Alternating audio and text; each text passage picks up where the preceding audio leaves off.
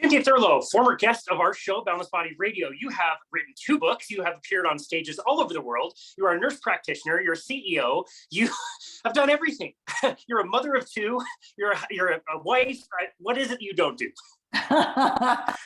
To be honest with you, I don't do a lot of cooking right now because as I transition to being an entrepreneur, my husband actually stepped in and now he does the bulk of our cooking. So I would say I'm very grateful that I have a team player spouse who steps in, and there are certain things I handle in terms of cooking, but he does like the meat prep and he's like the best sous chef ever. So I don't do a lot of like hands-on cooking day to day. I do cook.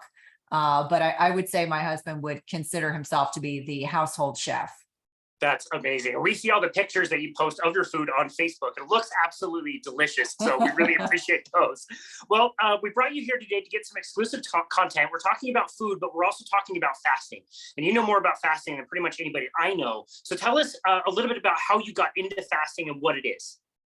Well, I would say the easiest way to explain how I got into fasting was I was your typical middle-aged female who had never had issues with weight loss resistance.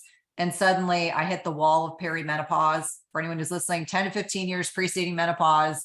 And all of a sudden, all the things I used to tell my patients to do weren't working for me. So I came to intermittent fasting initially with a strong desire to address some body composition / weight loss resistance.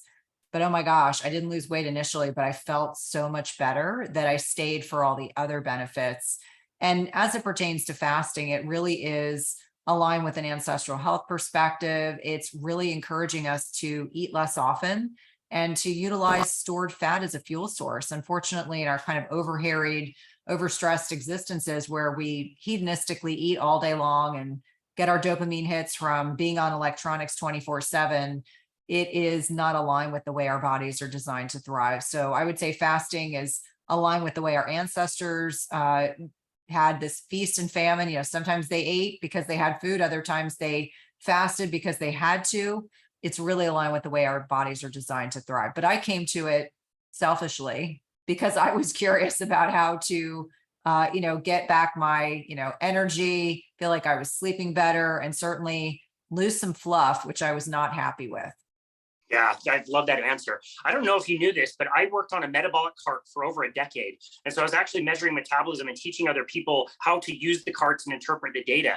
I had no interest in low carb. I just started noticing this pattern that people were doing lower carbohydrate diets and their fat oxidation numbers were really good. Usually we'd see their metabolic rate be higher, which was always a good thing if they were trying to lose weight. The body was getting rid of excess calories. But it was really the people that started fasting that you notice, like, these people at rest are burning more calories than they say is possible to eat.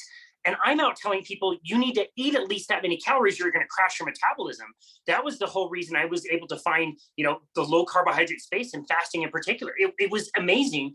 The person that you described there, the middle-aged woman with a tanking metabolic rate, felt cold and miserable, had thyroid issues, some type of autoimmune, would start this way of eating and feel better.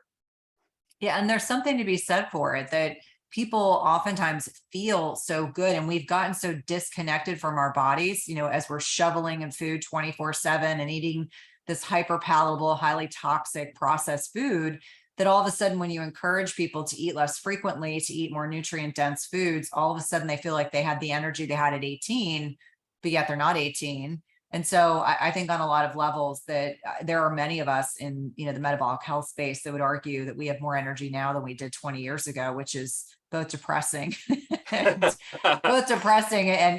also exciting because, we're setting the stage for everyone else that comes after us, that, you don't have to fear the process of aging. You can still be healthy, still be vibrant, still have a lot of energy and keep up with the youngsters.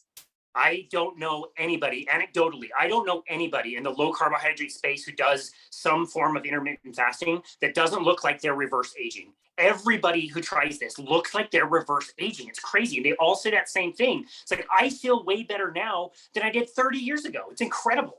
Yeah. Well, I remember when I was a new nurse practitioner, which this was a long time ago in the early 2000s. And I can remember I would get this afternoon slump every single day.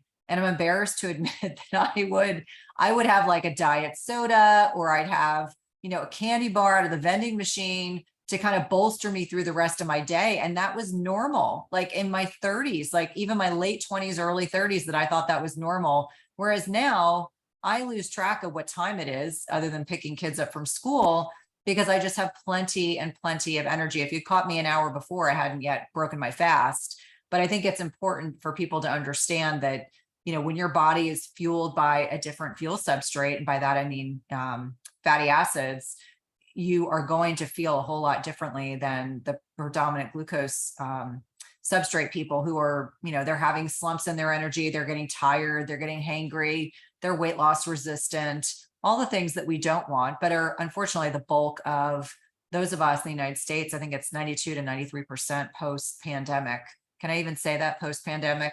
2 years into the pandemic, I don't know how to address that safely, given the circumstances. But I would say for many of us, the freedom of being metabolically flexible is undeniable. It's so cool. Yeah, I'm just starting with a new client on, coaching them through nutrition, and they can't imagine a world where they would just like forget to eat. And so I told them, like, text me the time that you realize, because it'll sneak up on you, but text me the time that you realize that you just forgot to eat a meal, and it will happen. Absolutely. So cool. So, okay. So with fasting, there's, the right way to consume food when you break your fast, and there's a really not so great way to break your fast. And we're talking about energy substrates. Let's hammer that point home one more time. What are the best foods to be eating for somebody who wants to try intermittent fasting? Yeah, I would say, really pushing for nutrient density. So protein. It's important for people to understand muscle is a byproduct of the quality of protein that we consume. It's also a byproduct of strength training, and north of 40, it's not a question of if, but when. Sarcopenia will happen, this muscle loss with aging. So when I talk about foods to break your fast with, I'm going to encourage protein and healthy fats, or protein and carbs. You never want to have those carbohydrates naked. That's about the worst thing to consume in a fasted state, or breaking your fast and having a big bowl of pasta or rice. I mean, you don't want to do that. You want to mitigate that blood sugar response. And so protein will actually help you with that. So protein and fats could be, maybe you're having a burger that's naked with some avocado, protein and fat. Maybe you're having that, that burger naked, of course, with a big salad. Those are the carbohydrates, green leafy vegetables. But that's typically how I recommend people break their fast. Now, there are people who want to eat something lighter. And so maybe they lean into bone broth. Maybe they lean into a salad with light protein like fish or chicken, or maybe some eggs, depending on the individual. But always, protein is the key. Protein keeps you satiated. Protein helps preserve your lean muscle mass.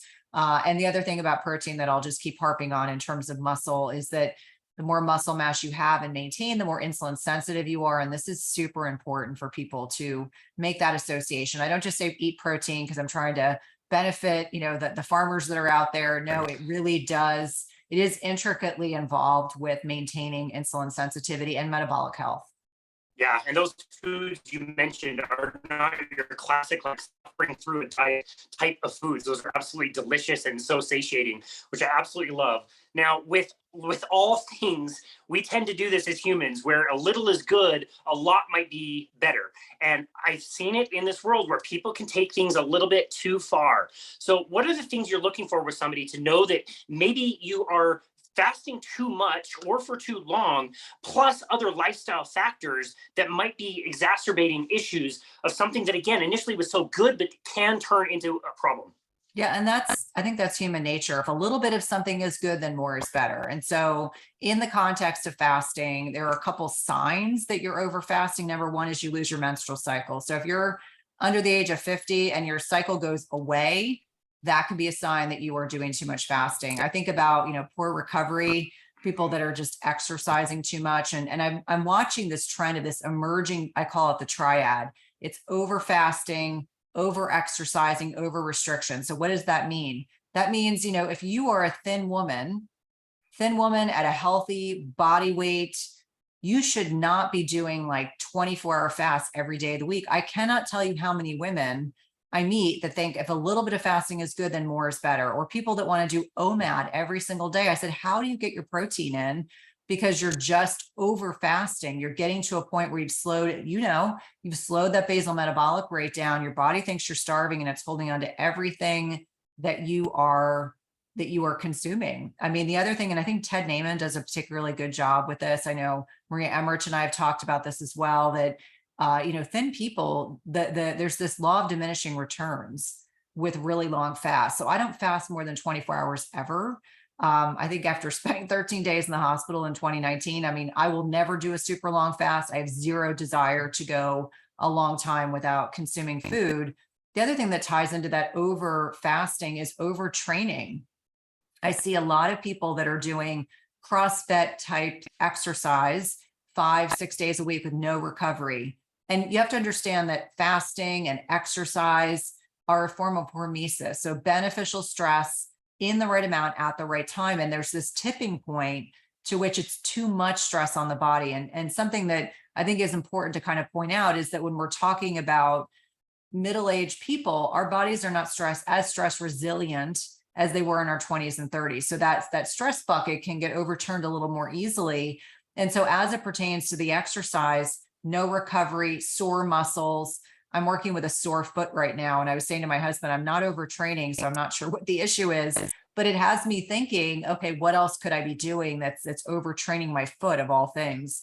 But also understanding that as we are getting older, strength training is king or queen.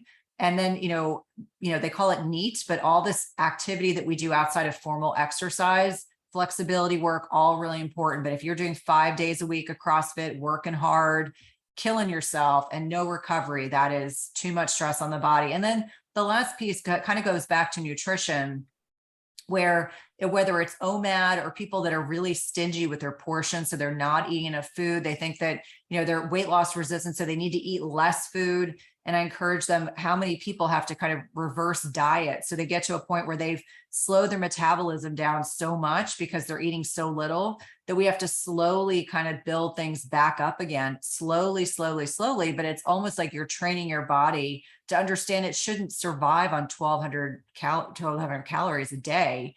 And I cannot tell you how many women share with me, oh, I track all my macros and my calories. I'm only consuming 1,000 calories a day, 1,200 calories a day. And I'm like, that's not healthy for anyone. So the overtraining, over fasting, over restriction triad is what I'm seeing emerging in response to people who are thinking they're doing beneficial things for their body, but they're just doing too much. Yeah, I absolutely love that. It's something to definitely be aware of, taking that really good thing and extending it too far to where it loses its benefit or becomes detrimental. For somebody, in your experience, I know this is kind of anecdotal, and this will be my last question, but in your experience, for somebody that nails their fasting, they do it in the right balance, in the right way, in the right frequency, have you met anybody for whom it didn't work for something? Yeah, definitely. And I think Ben Azadi says this best, we get healthy to lose weight.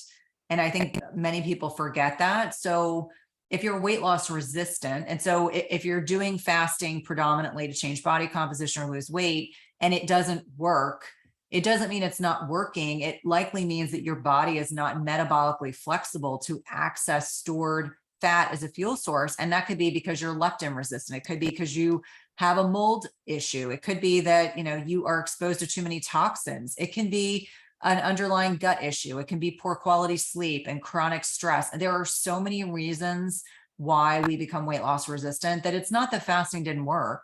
It's that you're not in a position yet for your body to be fully optimized to allow fasting to work. So fasting works really well when we're metabolically flexible. But if we understand the bulk of the population is not, it may mean it takes a bit of time. And unfortunately, we're part of this toxic diet culture that conditions people to believing that there's just to lose 10 pounds in a week and 40 pounds in a month with these potion pills and powders, which are a bunch of crap. And when you stop taking them, you'll probably go back to this yo-yo dieting mechanism, which if you look at the research on yo-yo dieting, it's pretty sad in terms of most people can't keep the weight off. They end up becoming like this pendulum. They lose a bunch of weight and then they gain it all back and then some. And each time they gain it back, they gain more.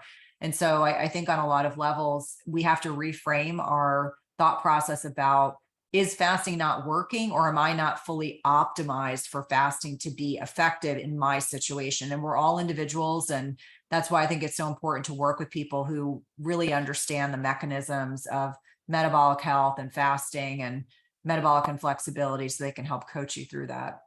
Yeah, I love that. That's such an important distinction. And I certainly have noticed the same thing. If when somebody is in the right state to start fasting, it's not only that it will probably work on so many different levels, but it will also be so easy. People almost like slip into it. You just feel so great. You start skipping meals because you're really not that hungry and the body's burning fat for fuel. That's amazing. Cynthia Thurlow, where do you want people to go to find you, to connect with you and your work? Yeah, I would say easiest thing is to go to my website, which is my name, www.cynthiathurlow.com. You can access to Everyday Wellness podcast and the Intermittent Fasting podcast and the book. And you'll catch me on social media. I'm generally pretty sweet on Instagram. I can be snarky on Twitter. And then like yeah, I have to prepare people because someone said, I had no idea you were so sarcastic. And I said, well, on Twitter, I can get away with it. And then I have a free Facebook group called the Intermittent Fasting Lifestyle. There are men and women in that group. It's a free Facebook group that you are welcome to be a part of. That's awesome. Well, thank you so very much. It's always a joy to connect with you. Absolutely. Thank you.